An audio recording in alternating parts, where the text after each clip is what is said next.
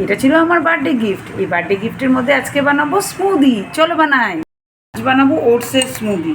ওটসটা আমি 5 মিনিট ভিজিয়ে রেখেছিলাম, একদম নরম হয়ে গেছে। এখন দিয়ে দিব সব ধরনের ড্রাই ফ্রুটস,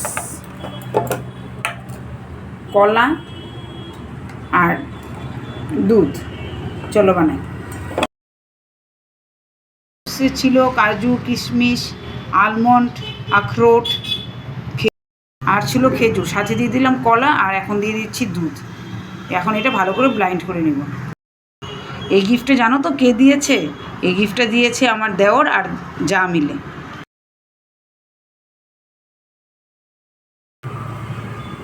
আমি কিন্তু এতে কোনো চিনি দিইনি, কারণ এটা একটা হেলদি ড্রিঙ্ক।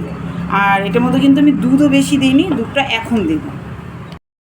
এখন একটু দুধ দিয়ে এটা আবার ভালো করে ব্লাইন্ড করে তারপরে গ্লাসে ঢেলে নেব।